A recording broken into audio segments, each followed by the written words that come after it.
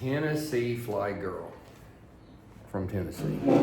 As you know, I lived in Memphis, Tennessee, 63 years. Yeah, I'm 63. Be 64 in 2 weeks. So, TNflygirl. I've been kind of studying the last 2 weeks about her crash. This is what you have to know. If you're a new flight instructor and people come to you, I want you to teach me how to fly. You got to interview them. In a lot of cases, they're going to interview you. When you teach them and you write in their logbook, that's a legal document. If that person crashes, the FAA is going to look in that logbook. And if you're found negligent, the person who crashed, their attorneys are going to look in that logbook. Did you document stalls? Did you document slow flight? Did you document unusual attitudes? You have to be very careful who you teach, because some people, rich and poor, they will instructor shop. What does instructor shop mean? Okay. Back in the 80s, 90s, 2000s, people from up north would go to Florida to get their pain pills. If you get your pain pill up north, not that I ever done it, but to get your pain pill up north, you go to the doctor and say, man, my back hurts, I need a couple of days rest. Okay, he's gonna write you a prescription for 4 pain kills, no refills. Now, if you go down to Florida, you can go to a doctor down there, he's gonna write you a prescription for 20 with 4 refills. Then you can go down the street and go to another doctor and go to another doctor. You can go to 5 or 6 doctors and get you several hundred pain pills. They would go down there and do that. Then they would go back up to the north and sell them. It's called doctor shopping. Now, people will instructor shop. They will try to find an instructor that they can manipulate and they can manage, and one that's soft that's going to let them slide. That's what people will do. If you find somebody like that trying to get you to teach, you need to just stay away from them. You need to learn to say no at an early age. Not only when it comes to flying, in all aspects of life. I have people call me all the time.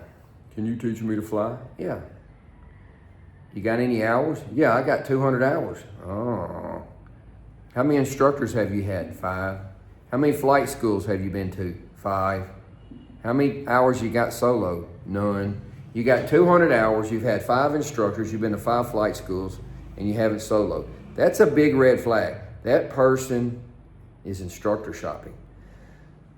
I had a person come to me one time with her father, who was a retired airline pilot.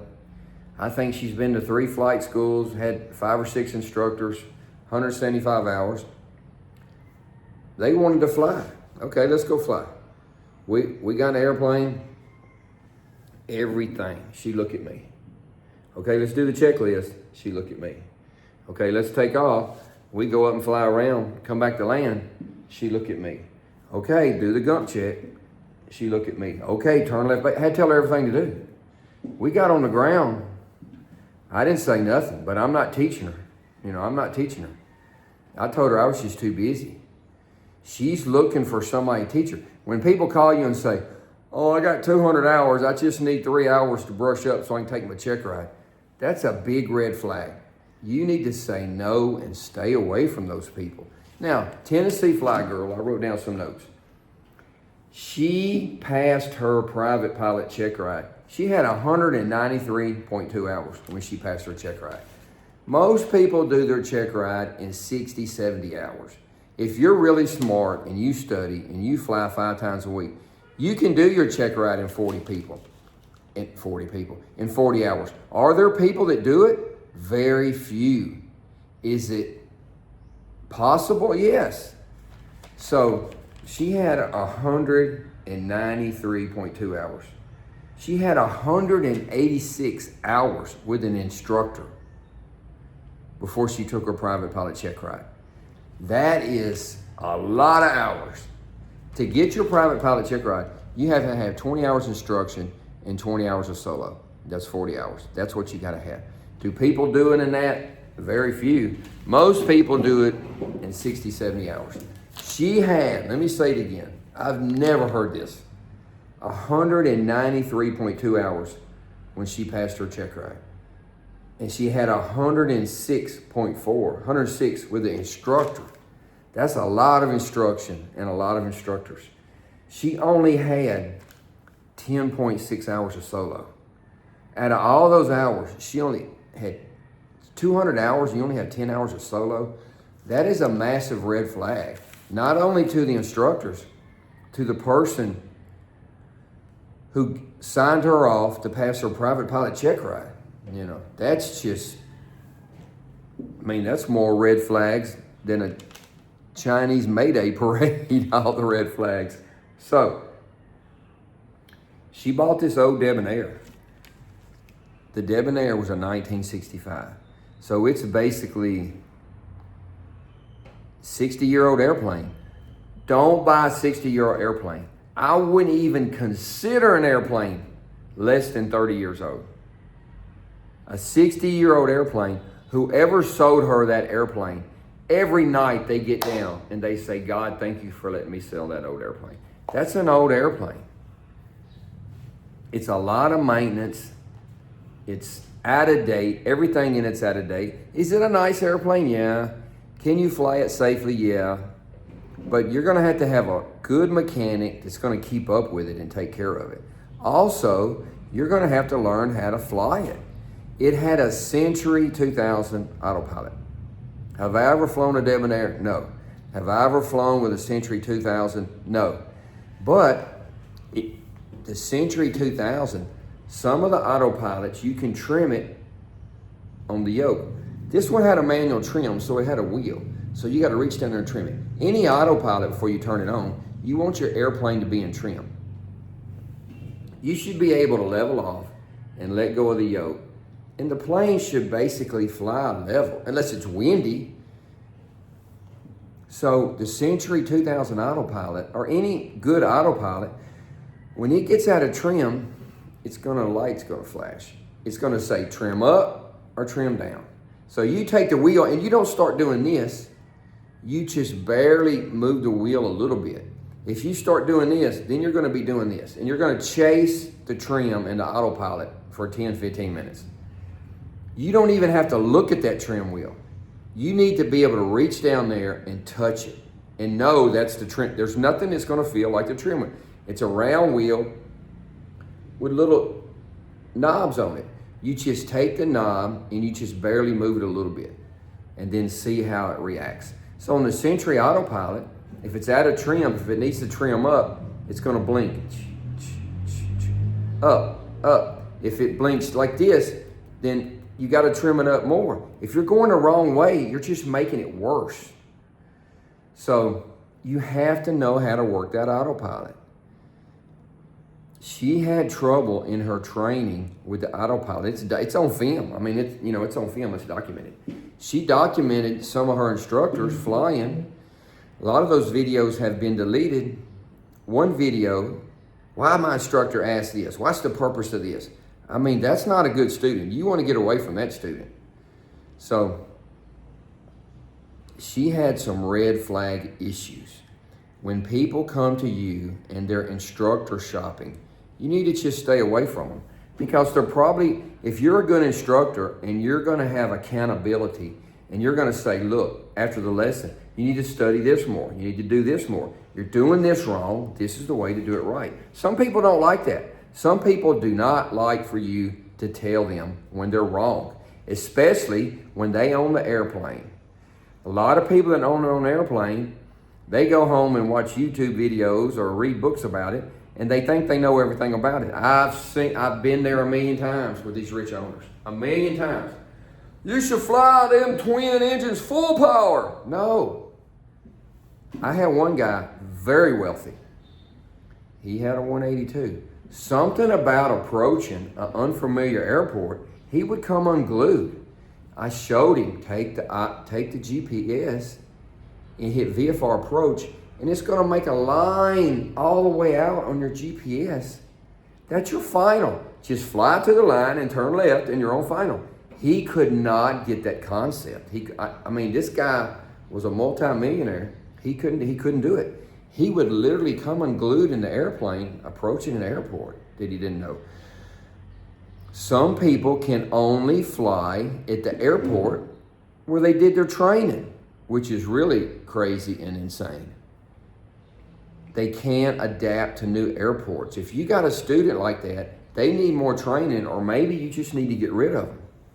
The worst thing as an instructor is when people bring their kids and they say, teach my kid how to fly. Well, after 2 or 3 lessons, it's obvious the kid doesn't want to learn to fly. He's looking at his phone, he's sleepy, he's tired. Why are you tired and sleepy? I was playing video games till 3 o'clock in the morning. Well, he's not serious about his lesson.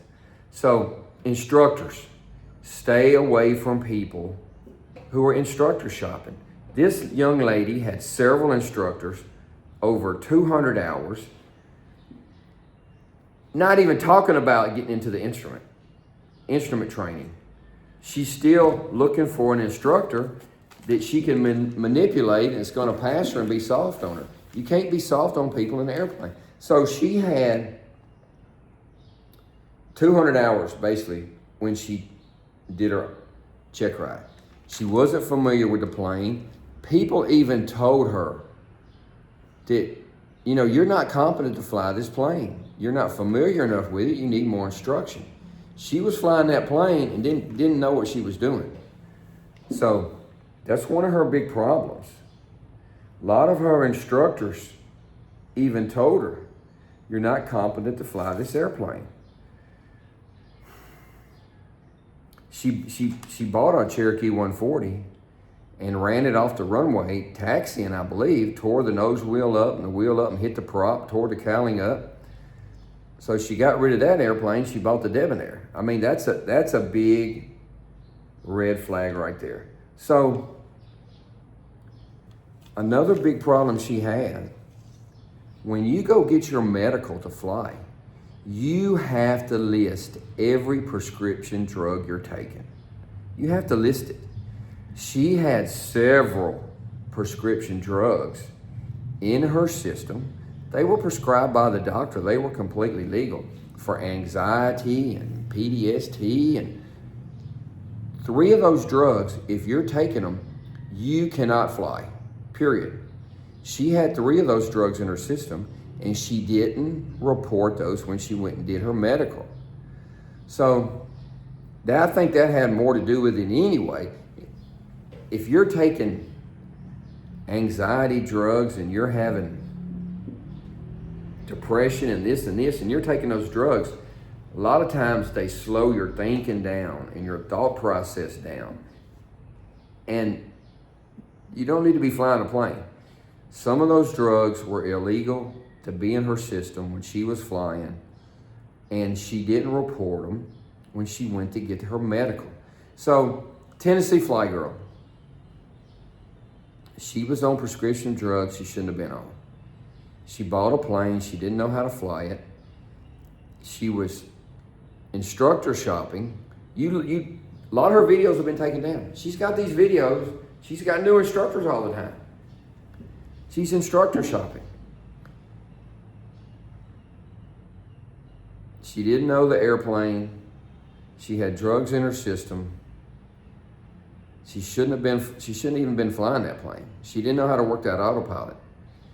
If the autopilot's not doing what you want, just click it off and hand fly. Now, she knew how to do that, and she did that several times. But before you turn that autopilot on, you get that plane trimmed. Then you put the autopilot on. And if you keep going the wrong way, it's blinking, then it's blinking, and it's blinking like this, and you get the trim all the way to the stop, and you kick that autopilot on, you're either going to do this and stall, or you're going to either do this. The only way to get out of this is get that trim out. The plane is not going to fly full trim down or full nose up. Every one of my students, I take them in the plane. I say my controls. And I take that trim and I run it to the bottom. And I say your controls and I let go of it. And they feel it. They got to fix it. So in a Cessna, if it wants to trim, if it wants to go down, trim down. If it wants to go up, trim up. You got to reach down there and get that trim out. Same thing. I trim it the other way, your airplane, and it goes up. They got to fix it. If you don't let your student fix that, they're never going to learn how to do it. If you've had 5 or 6 instructors and you cut your autopilot off and you got it trimmed out of trim and it's diving and you don't know how to fix that in 3 seconds, that's not really your fault. That's your instructor's fault, you know. So, TNflygirl, prescription drugs in her system. She's not really a good student. I think if she's an intelligent woman, she's a businesswoman. I think if a lot of these doctors will put you on everything that you'll take. They'll have you on 10 prescriptions. You got to understand, doctors in America. Every time I'm in the office waiting on my doctor, here comes a guy with a suitcase. That's a pharmaceutical rep trying to sell him and get him to prescribe these. So, at the end of the month, the pharmaceutical rep, he can see, oh, you subscribe painkillers to 30 different people. Hey, doc, how would you like to go to the Bahamas? We'll pay the trip. How would you like some new titanium golf clubs? The pharmaceutical companies in America, I know I'm off topic, they want everybody in the United States on 2 drugs. When my dad passed away, the policeman came and took all of his pharmaceutical drugs. You know, he was old, had heart trouble, this and this. He was on 25 prescriptions. I had no clue. I said, oh my God, 25 prescriptions? A lot of times the doctors will put you on stuff you don't need to be on. And I think if she was on nothing and she got some sleep and she's calmed down, maybe read the Bible a little bit, she wouldn't have needed all of those drugs. And I think if she hadn't been taking all those drugs, she could have concentrated and learned and retained knowledge better. And she probably would have been a great pilot. So, once again, misuse of the autopilot, doesn't know how to get the trim out when you trim it nose down or nose high, and she's on prescription medication. When you crash, the FAA, they're going to check the fuel in the tanks. They're going to go back to the FBO and they're going to interview everybody. They're going to check the fuel bill and see what fuel was in the airplane. And they're also going to find the logbook and they're going to interview the instructors and the guy who signed her off for her private pilot check ride. You do not want to go to the FAA and sit there and be interviewed by the FAA. That's called standing before the man. And you do not want to stand before the man, especially when the man's the FAA. I had to do it one time. They sent me a letter. You need to be here at the FAA at this time on this date and bring your logbook. I said, oh my God, what have I done? What happened was, this man wanted to buy an airplane. He was starting flight school. He wanted to go up in the airplane, just go up, do one landing and land. Oh, okay. I signed in his logbook, 0.4, this airplane, nothing else. He wrote in there that I gave him a biannual flight review, and he took the 0.4 and wrote 1.4. So he got in trouble with the FAA on another issue, and they looked in there and saw that. So they pretty much knew that that wasn't accurate, but they wanted to ask me. So I had to go to the FAA, and they said, Mr. Wimpy, look at this log. I had my logbook. I said, look at what I wrote in my logbook, and look at my writing. That is not my writing. I did not put that in there. We flew 0.4. We did a big traffic pattern and landed. That's all we did.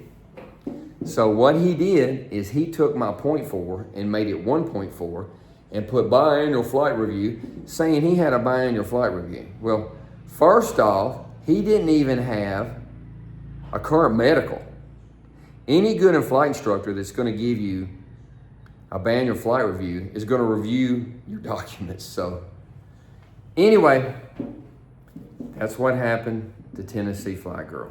Drugs in her system. Was behind the airplane, didn't know how to work the autopilot, didn't know how to get that plane out of trim. Tragic, another tragic accident.